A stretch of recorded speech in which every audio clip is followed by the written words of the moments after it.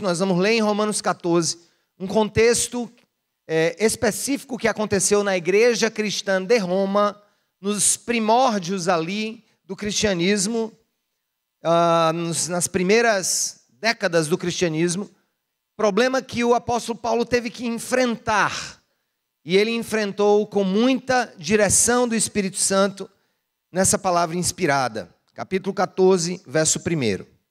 Aceitem o que é fraco na fé, sem discutir assuntos controvertidos. Um crê que pode comer de tudo, já outro, cuja fé é fraca, come apenas alimentos vegetais. Aquele que come de tudo não deve desprezar o que não come. E aquele que não come de tudo não deve condenar aquele que come, pois Deus o aceitou. Quem é você para julgar o servo alheio?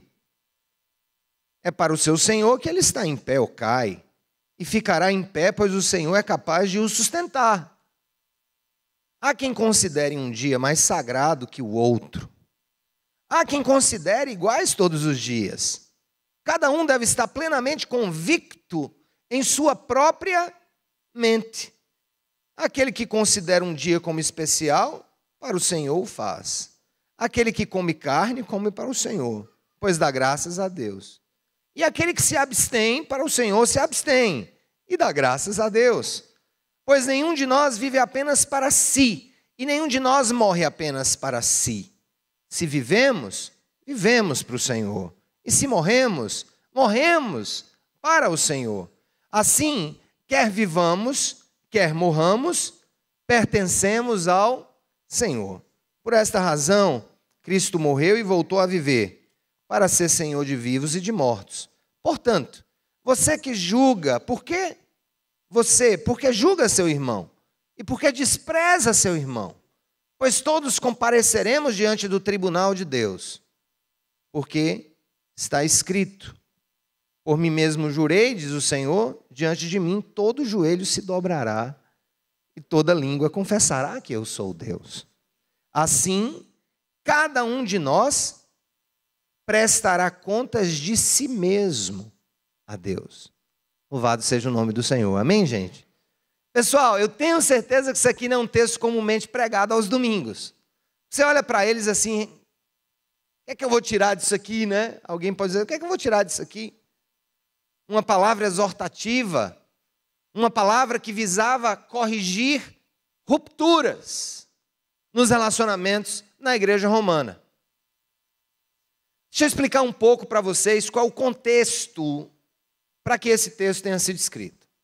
Vocês sabem, se não sabem, fique sabendo agora, que o cristianismo ele surge de dentro do judaísmo, não é o contrário. Ou seja, os primeiros cristãos eram todos praticamente judeus. Jesus era judeu, Maria era judia, os 12 apóstolos, os evangelistas, Paulo, os primeiros seguidores eram judeus. De maneira que o cristianismo, o que é que ele vai fazer? Ele não vai destruir o judaísmo. O cristianismo não veio antagonizar-se ao judaísmo. O cristianismo, ou a vinda de Cristo, era uma promessa feita na antiga aliança, no Velho Testamento. Na realidade, a vinda de Jesus, ela era um cumprimento profético das expectativas dos judeus.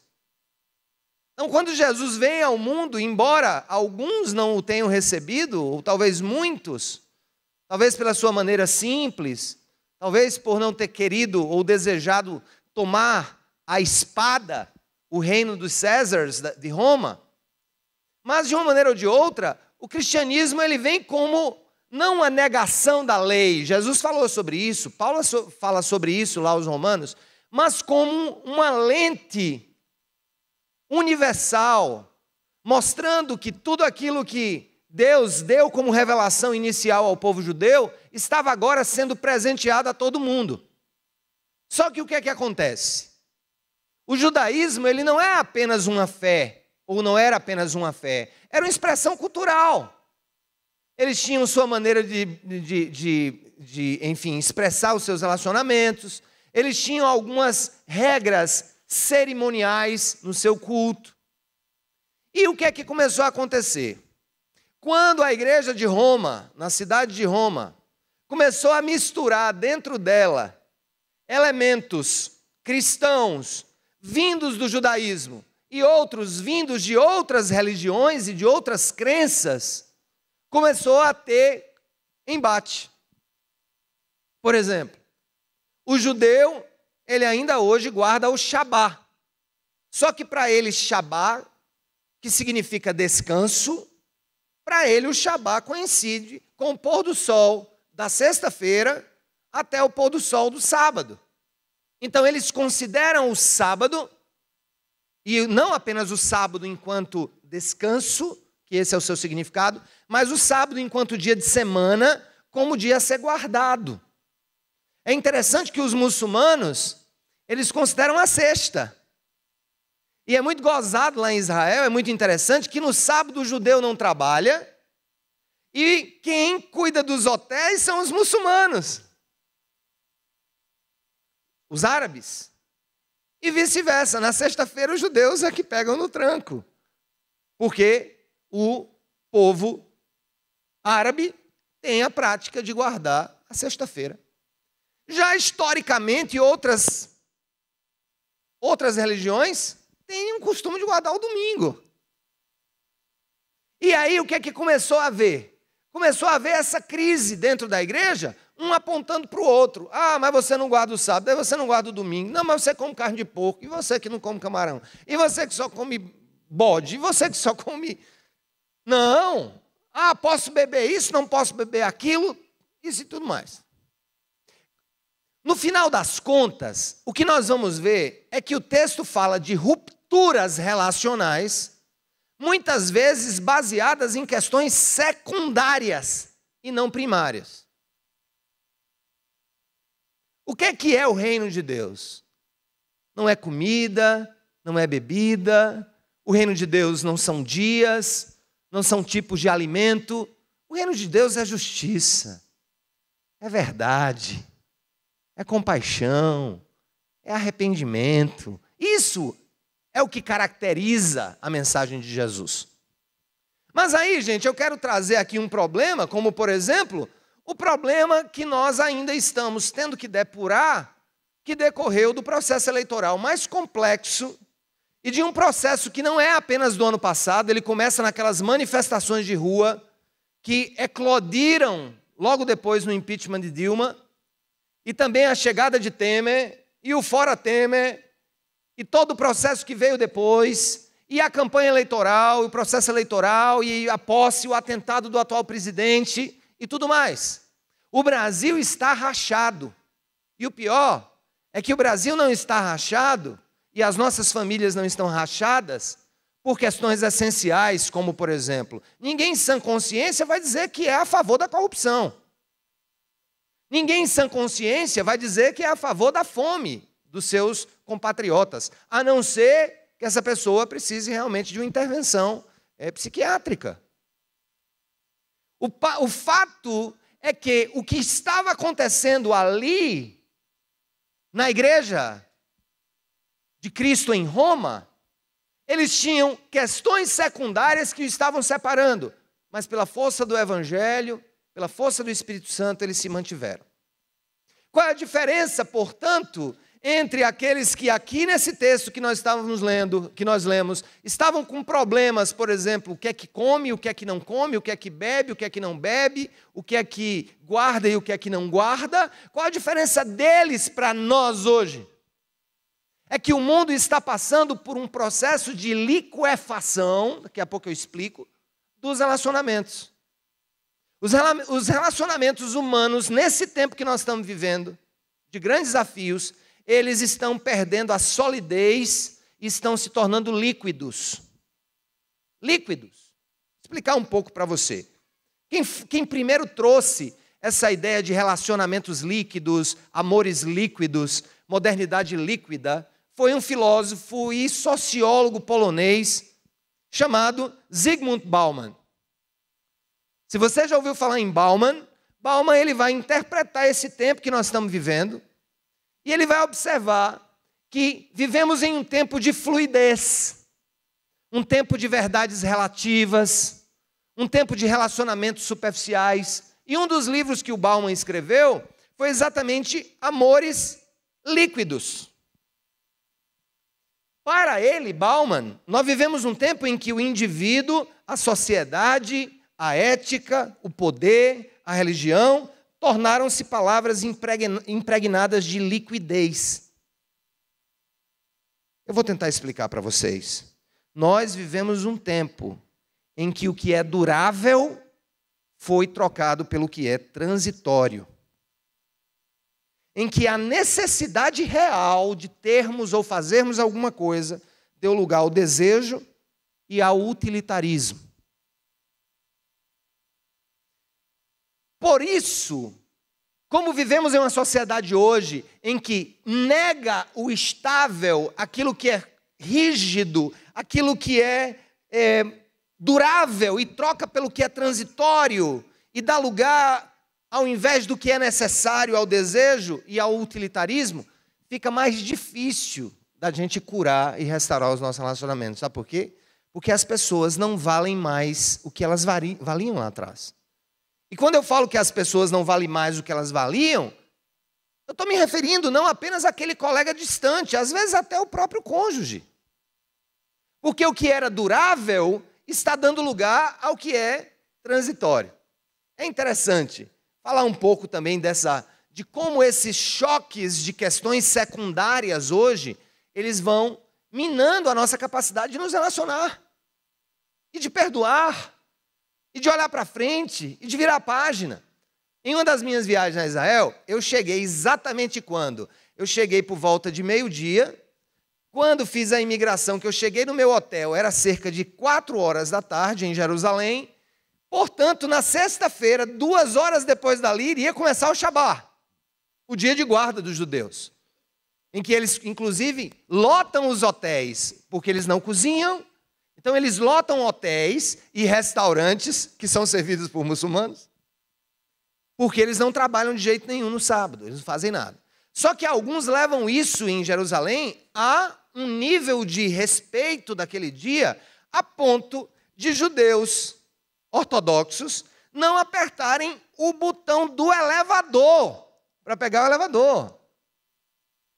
Mas calma, não fale nada. Você não é ele. Você não são eles. Olha aí como essas coisas para nós do Ocidente talvez soem estranhas, mas olha só o nível de respeito. No hotel que eu estava, tinha 6 elevadores. Tá? E eu apertei nos elevadores e o bicho não chegava. De repente, um deles abriu a porta para mim, ele estava cheio. E eu entrei naquele elevador, né, cheio, e ali havia muitos judeus ortodoxos e tal, com suas famílias, e eu, 12º andar, encarcando o botão T lá naquele elevador e nada do bicho funcionar, né? Eu apertava no T, no 1, no 2, quebrou esse troço, porque eu não entendia o nível do quanto aquilo é valioso para aquele povo, a ponto de existir o chamado elevador do Shabá. O que é o elevador do Shabá? É aquele elevador que você não diz onde ele tem que ir. Ele para em todos os andares, para ninguém precisar apertar o botão. Eu estava no 12º, o bicho já estava vindo do 14º, eu levei 6 minutos e 24 segundos para chegar no térreo no café da manhã. Mas para eles aquilo é extremamente valioso. Olha só, como hoje nós, e esse é o nosso objetivo com esse texto de Paulo, é como solidificar mais esses nossos relacionamentos líquidos. Vamos pensar em algumas coisas. O que é que tem gerado a troca do que é durável pelo que é transitório, do que é essencial, do que é necessário, para aquilo que eu dou lugar ao desejo e ao utilitarismo? Nós vemos nesse tempo e esse tempo ele é mais prejudicial ainda quando o assunto se chama crise relacional. Por quê? Porque o utilitarismo é uma característica de atribuir a descartabilidade ou a transitoriedade das pessoas. Como é que as pessoas estão se tornando cada vez mais descartáveis no nosso tempo? Observe o fenômeno da rede social. Com a facilidade que você cria um amigo, que você diz que é um amigo, você o bloqueia com o dedo. Pluf. Pensou diferente de mim? Pluf.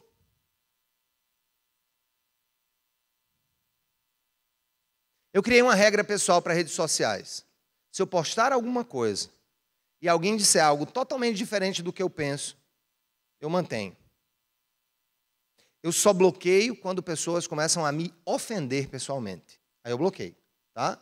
Porque ninguém é obrigado também a estar ouvindo ofensa. O problema é que a liquidez do nosso tempo nos leva a não desejar ser contraditado, contrariado nas nossas ideias. Pensando um pouco sobre isso, e Paulo vai dizer, olha, calma, cada um de nós dará conta a Deus. Há quem considere um dia mais sagrado que outro, mas cada um tem que ter plena convicção em sua própria mente. O que nós temos tido hoje é que nós não aceitamos convicções contrárias. E isso vai se tornando, gente, um problema cada vez mais crônico e cada vez mais complexo. Você está perdendo pessoas. Eu estou perdendo pessoas.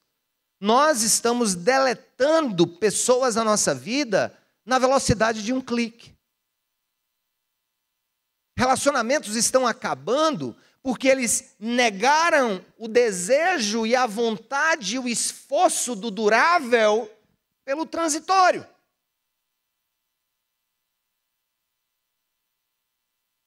Ontem, tios meus, um casal, comemorou 52 anos de casados. Eu vi, colocaram fotos do casamento. Meus pais estão próximos dos 50, eu já estou chegando nos 25. Agora, se você me perguntar se esses tempos, se a durabilidade, se o esforço para manter a durabilidade em posições diferentes de vida é fácil. Não é fácil. O mais fácil é liquefazer os nossos relacionamentos. É torná-los líquidos. Por quê? Porque eles vão acabar se adaptando. Se eles não se adaptarem àquilo que eu entendo ser útil para mim, aqui eu vou dar um exemplo para vocês.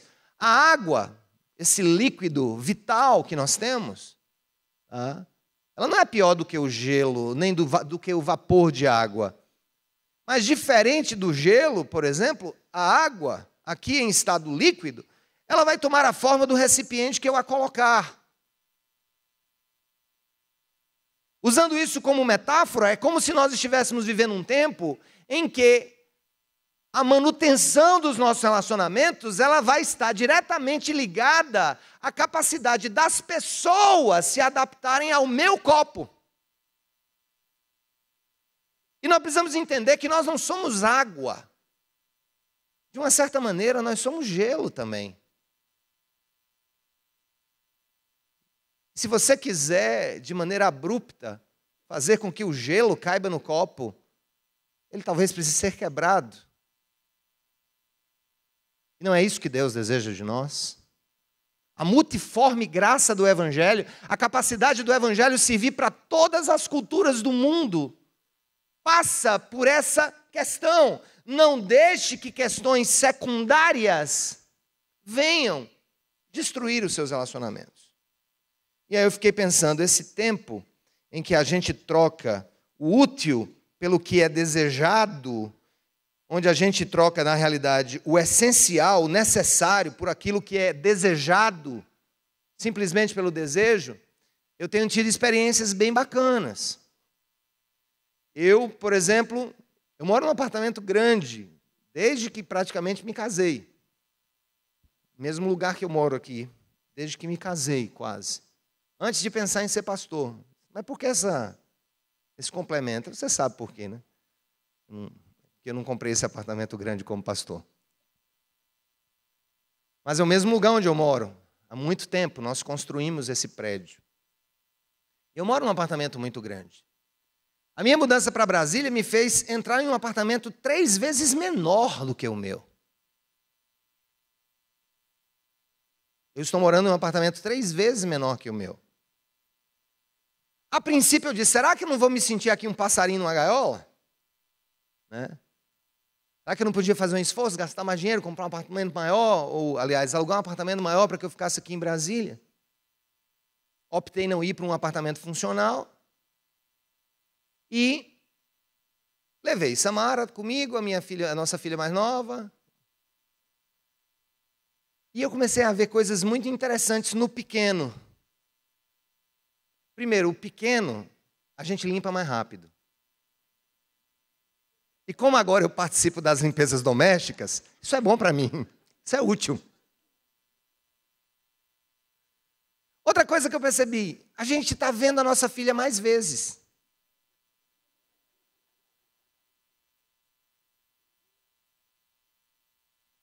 E ao ver mais vezes, a gente se fala mais vezes. A gente conversa mais vezes. Está difícil dela fugir da gente. Não consegue se esconder naquele apartamento. E aí, gente, eu ainda estou morando num apartamento grande, porque quando eu cheguei mesmo, eu fui morar em um flat de 36 metros quadrados. Primeiro mês da transição lá. Daí eu me lembrei, Deus me levou para lá e me fez lembrar de uma coisa. Quando eu tinha 16 anos de idade, fiz meu primeiro vestibular, eu errei a inscrição do vestibular. Vocês conhecem essa história, alguns aqui. Na época não existia o FPB e o FCG, era tudo FPB, campus 1, 2, 3, 4, 10 mil. E na hora de me inscrever, ao invés de botar o código do curso do vestibular para João Pessoa, eu coloquei para Campina Grande. E quando eu vi, passei, né? Eu tive uma alegria e uma tristeza súbita na mesma hora. Segundo lugar no vestibular, e quando eu fui ver, Campina! Nenhum problema com Campina. Mas eu não estava preparado emocionalmente aos 16 anos para sair de casa. Né? Entendeu? E para uma jovem de 16 anos, vocês conhecem esse negócio, né? É mais de R$300. Eu fui para Campina e meus pais alugaram um apartamentozinho ali, entre o Bodocongó e o Pedregal. Eu não sabia exatamente o que era o limite. Eu só sei que na primeira semana a gente foi assaltado. E eu fui morar num apartamento pequenininho, num negocinho bem pequenininho. E aí Deus me fez lembrar, tá vendo, rapaz?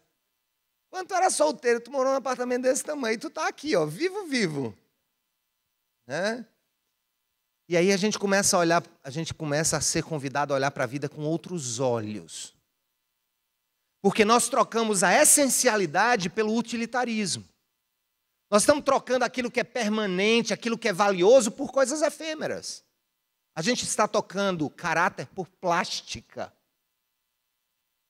Tem muita gente trocando relacionamentos por questões plásticas, estéticas, e não essenciais. Nesse processo, a gente começa a amadurecer e ver que realmente o que importa na vida são as pessoas com quem nós convivemos, é como nós imprimimos na vida do outro a nossa marca positiva. E Paulo viu que uma igreja, uma congregação inteira estava se rachando por questões não essenciais. E aí eu preciso dizer uma coisa para você não ficar muito animadinho. Tem gente que pega esse versículo aqui fora de contexto, quando Paulo diz assim, portanto, você, por que julga seu irmão? Aí todo mundo se esconde atrás desse versículo. Paulo não está falando que nós não temos como igreja ou como irmãos o direito ou a obrigação de chegar e dizer assim, você está errado, você está em adultério, você está vivendo uma vida de pornografia, isso vai acabar com você. E a pornografia, gente, observa, tenta encaixar no que eu falei até agora. A pornografia é uma maneira líquida de fazer de conta que nós temos relacionamentos significativos, quando não temos. E tem muita gente que se esconde, está vendo? Não me julgue. Não, calma aí, amigo. Não se esconda atrás do não me julgue, não, que eu lhe acho de trás dele. A gente acha você de trás desse versículo. Não é sobre isso que a Bíblia está falando. Ah, não julgue as minhas condutas éticas, não. A Bíblia está falando o seguinte: não julgue o seu irmão por aquilo que não é essencial, por aquilo que a Bíblia não tem uma palavra final e clara.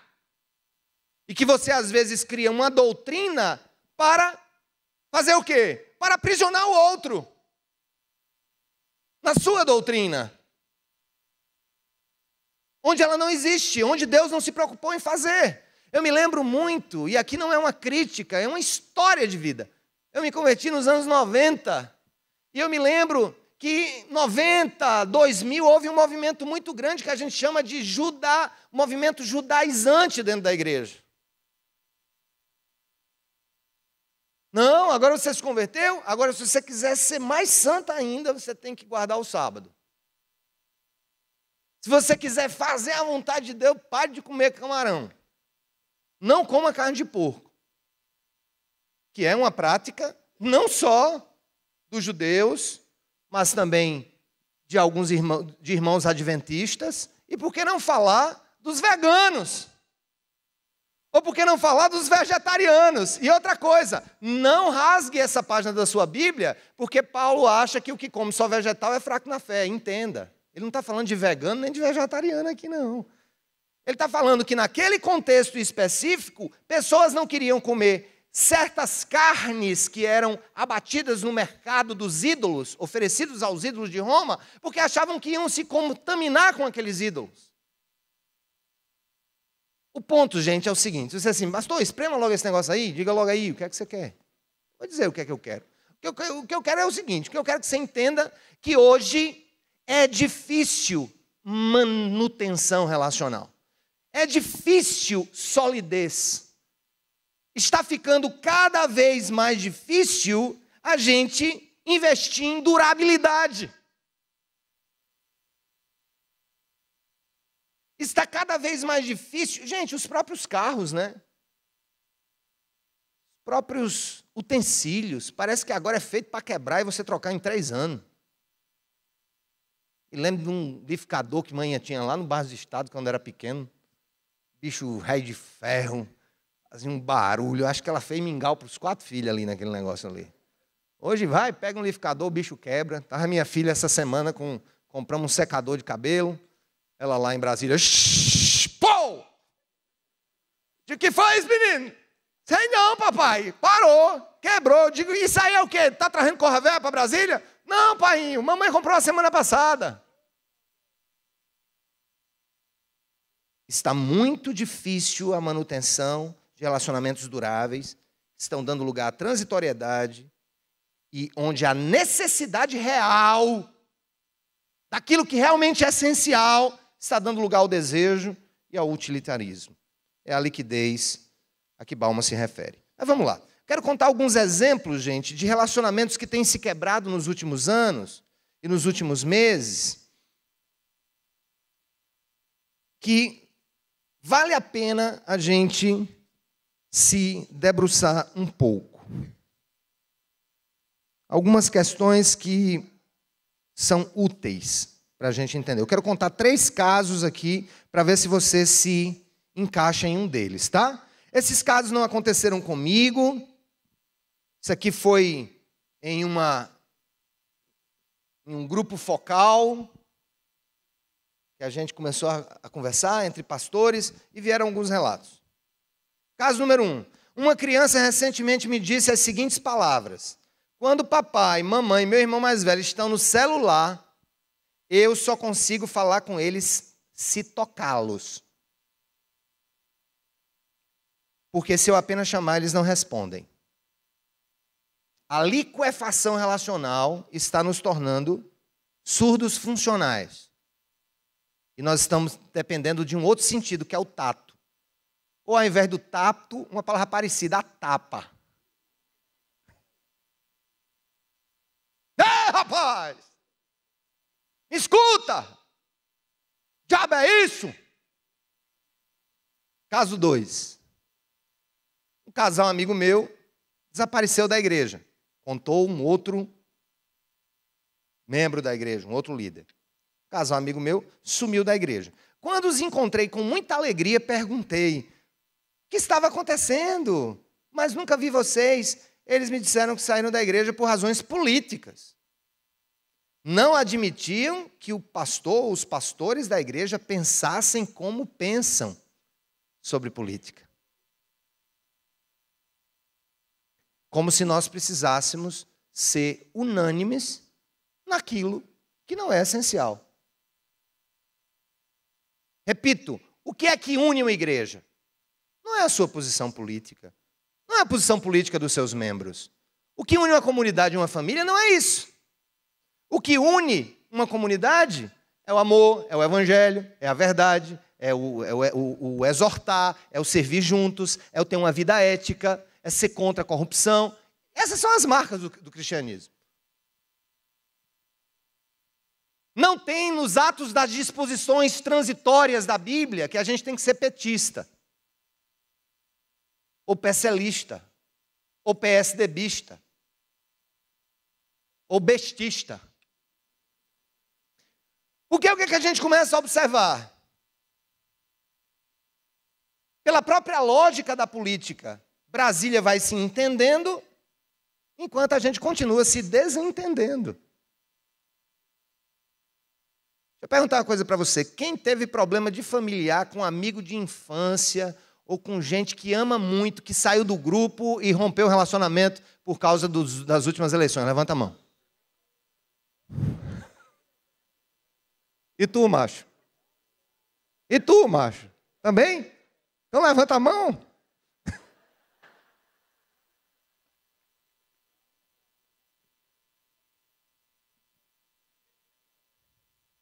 Terceiro caso.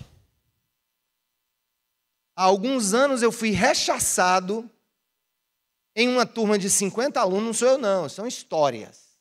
Trouxe casos reais. Isso aqui é vida real. Eu fui rechaçado em uma turma de 50 alunos de uma especialização pelo fato de eu ser evangélico. Ou mais, pastor evangélico. Aí ele vai contar. Tive extrema dificuldade para levar o curso até o fim. Pois nos grupos privados de WhatsApp, alguns alunos combinavam formas de me afrontar em sala de aula, o que descobri através de um amigo comum. Pasmem, o lugar onde eu fui rechaçado tratava-se de um curso de formação continuada para professores do estado e do município. Se o problema está nesse nível, nos grupos de pedagogos, imagina nos outros. Família, igreja, trabalho, resumidos em uma palavra: intolerância. É isso que Bauman chama de amor líquido.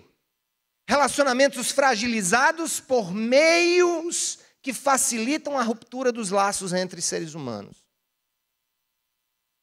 Aí vem a pergunta: como podemos solidificar os nossos relacionamentos para que eles resistam a problemas como esse?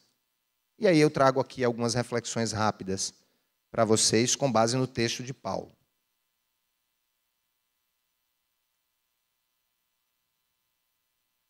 Primeiro, devemos aceitar que pessoas pensam diferente de nós e que elas têm o direito de pensar assim.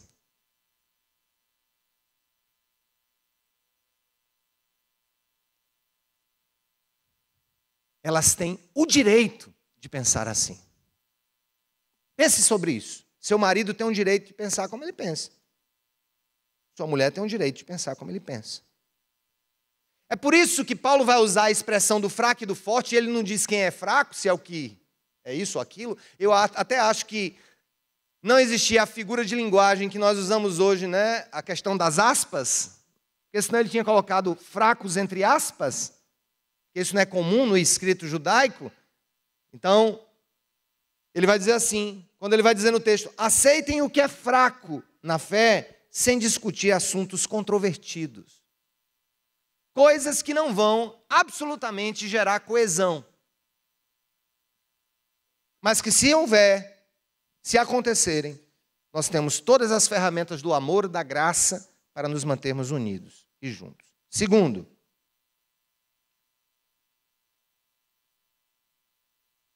devemos ter atitudes pacificadoras diante da diferença. Pacificadora. Essa é a figura que mais nos assemelha a Cristo. É a pacificação. Ele foi um pacificador entre Deus e os homens e entre as pessoas. E ele, no Sermão da Montanha, ele vai dizer que bem-aventurados são os pacificadores. Por quê? Porque serão chamados filhos de Deus. Em nenhuma outra bem-aventurança do Sermão da Montanha, Jesus nos compara, nos dá esse título de filhos de Deus, senão quando nós agimos pacificando conflitos. Mas não, a lógica dos relacionamentos líquidos, a lógica do amor líquido é jogar mais fogo ainda na fogueira, mais combustível ainda na fogueira, e não é de pacificar. Gente, eu vou dizer uma coisa para vocês. Deus tem me dado a oportunidade de aprender muito como secretário de Direitos Humanos. Vocês não imaginam o quanto é uma posição em que ou você se alia a um grupo, ou você, como pacificador, traz convergências entre grupos diferentes. Nós tínhamos, por exemplo, isso não é uma questão do governo, nós entendemos que identidade de gênero, que constância de gênero, não é algo que uma criança de 6 anos deve ser exposta. Mas nós temos muita coisa para fazer e defender a população LGBT. Uma delas, combate à violência. Outra, acesso à educação e a emprego. E nós consentimos com isso tudo. Chegamos para decidir, por exemplo, e aí alguns perguntam, mas pastor, como é que você é pastor? Sim, eu tenho minhas posições pessoais. Se me perguntarem, eu vou dizer. Mas eu não tenho nenhuma autorização bíblica ou extra-bíblica para desrespeitar alguém porque essa pessoa não segue o meu pensamento sobre esse ou aquele tema. Tomamos uma decisão. Mantivemos na mesma diretoria LGBT da secretaria que eu dirijo. A Marina. Marina é uma mulher trans, que estava lá antes de eu chegar. Agora eu pergunto para vocês, será que a melhor pessoa para cuidar dos interesses de uma comunidade LGBT seria um hétero? Ou teria que ser um hétero?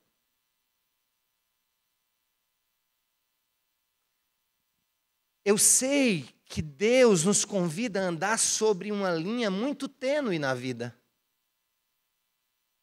A linha entre nossas crenças pessoais, que devem ser defendidas, e que eu nunca as negarei, mas uma obrigação tão importante quanto as demais, que é amar as pessoas independente de quem elas são, do que elas pensam, e lutar para que elas nunca sejam discriminadas, exploradas ou tratadas como coisa. Jesus faria a mesma coisa. E é isso que nós devemos fazer. Nesse processo, descobri uma outra pauta que está sobre a minha responsabilidade. Foi de surpresa, chegaram para mim e disseram, secretário, está preparado para a semana que vem? Eu digo, não estou preparado nem para hoje. Não, é o Dia Nacional de Combate à Intolerância Religiosa.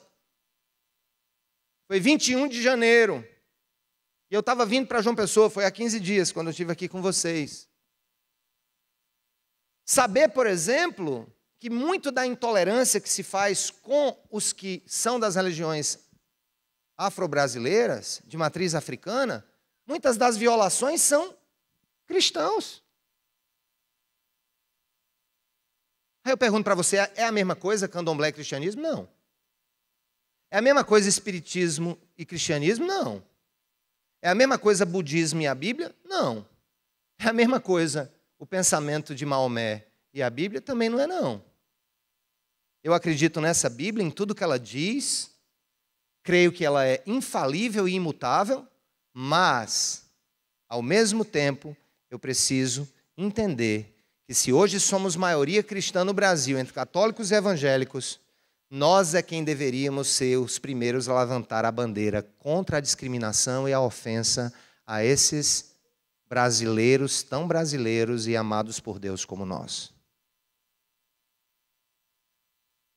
Eu disse de manhã que eu quero que na minha lápide esteja escrito: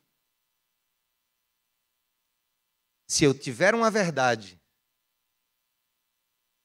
e ela não for ouvida, é porque eu a falei sem amor. Verdade sem amor é verdade que não se escuta. Mas nós, como vivemos num tempo da liquefação relacional, nós queremos simplesmente resolver assim. Pensa como eu, não, puf! Delete. Pensa como eu, não, acabou, acabou.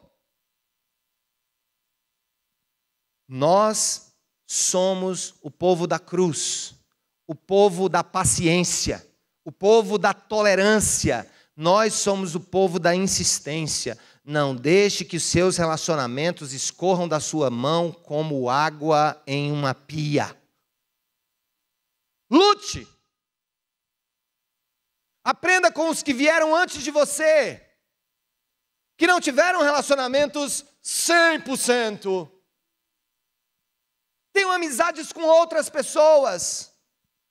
Sente-se com o diferente, converse com o diferente. Você nem precisa concordar com nada que ele pensa, mas se você conseguir respeitá-lo, você já estará no caminho certo. E aí a gente vai construindo a vida, fortalecendo e restaurando relacionamentos. Tem muita gente que está perdendo. Tem muito marido, mulher, filho que não quer vir para a igreja e não suporta o evangelho por causa dos nossos excessos. Porque a gente quer não mostrar a cruz, a gente quer enfiar a cruz na goela do outro assim.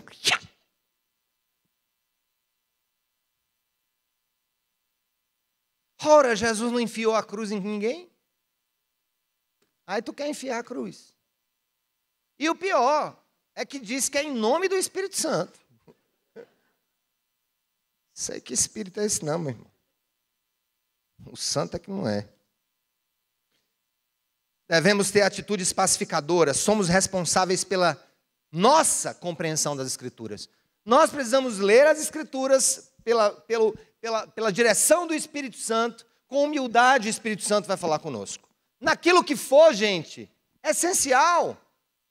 E a discordância, respeito. Respeito basta. Naquilo que não é essencial, unidade. Tem gente, por exemplo, que critica porque o outro não sabe adorar a Deus falando e com as mãos para cima. E tem outro que não aguenta ver o outro com a mão para cima. Olha para o cabo que está do lado, às vezes a mulher olha para o marido, 25 anos indo para a igreja. Ela louva assim, e o marido assim, ó. Aí ela olha para o marido e diz, isso é um frio. Isso é um freezer. Não brinque não, gente. O que eu estou dizendo é muito sério e tem rompido relacionamentos. Uma irmã da nossa igreja chegou no final do culto da manhã, que eu preguei a mesma coisa, e disse, pastor, você não tem ideia de como esse exemplo bateu no meu coração. Isso por quê? Eu vou usar a expressão que ela, não vou dizer os nomes, mas eu sei que vai edificar todo mundo. Ela disse, no velório da minha avó, eu me entreguei com meu irmão. Me intriguei com meu irmão desde então, fazem 5 anos. Eu digo, o que foi? Foi herança? Disse, não. Porque quando minha avó morreu, eu enlouqueci. Eu queria pular dentro do caixão, pastor. Eu chorava, desesperada, porque minha avó tinha ido embora e meu irmão lá. E eu coloquei no meu coração que o meu irmão não amava a minha avó.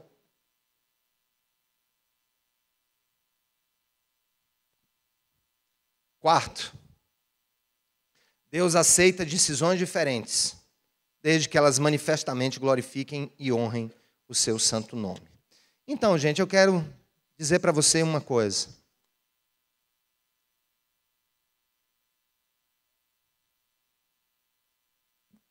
A necessidade de enxergar as outras pessoas. Escuta quem está em casa. A necessidade de enxergar as outras pessoas como algo mais valioso do que instrumentos para saciar desejos ou para servir a qualquer outro propósito egoísta. É a mesma necessidade que temos de ser vistos como pessoas mais valiosas. Sobre o valor das pessoas, o apóstolo Paulo nos ensina em outro texto que fomos todos comprados por um alto preço e que por isso devemos usar os nossos corpos para glorificar a Deus e não para o pecado. Cristo também nos ensina, o nosso Jesus amado, que somos valiosos demais para Deus. Por isso Ele cuida dos nossos interesses. Esse preço foi pago por nós e por outras pessoas. Na realidade, o preço foi pago até mesmo pelos que rejeitam o Senhor Jesus. Entendam, se tem alguém que rejeita Cristo, ou que antagoniza a Jesus, ou que o considera apenas um mito, ainda assim, isso não será capaz de apagar a realidade de que o próprio Jesus morreu também por aquela pessoa. E por isso ela é valiosa. Ela não é valiosa por quem ela é apenas. Ela é valiosa porque o Deus da vida morreu por ela, ainda que ela não aceite, não receba, não entenda ou não compreenda essa verdade. Se você colocar isso na sua mente, olhe como cristão para um ateu que está batendo sobre você e diga, eu vou amar essa pessoa, porque ainda que ela não creia, ainda que ela não saiba, o meu Senhor não morreu apenas por mim, morreu também por ela. E está nas mãos dele a compreensão que essa pessoa terá ou não no futuro sobre essa verdade. Olhe para o seu marido, para os seus filhos, para os seus amigos, para aquelas pessoas que você rompeu relacionamentos por causa de política partidária e diga, Senhor, me perdoe pelo que eu fiz. Eu quero reatar. Isso não é justo, isso não é digno, isso não é humano, isso é uma mera expressão de uma pessoa que perdeu a solidez de princípios e se liquefez em egoísmos pessoais. Que o Senhor nos abençoe, que o Senhor nos guarde, que o Senhor nos ensine, que o Senhor cure os nossos relacionamentos, que o Senhor cure a nossa vida, que Ele faça coisa nova, que Ele faça milagres na sua vida, no seu casamento, com os seus filhos, na sua família, na sua vida social, porque a Ele pertence toda a honra, toda a glória, todo louvor e toda exaltação pelo século dos séculos. Amém e amém. Louve-o, louve, adore ao Senhor com a sua vida, adore ao Senhor com tudo aquilo que você faz. É tempo de restauração, amém?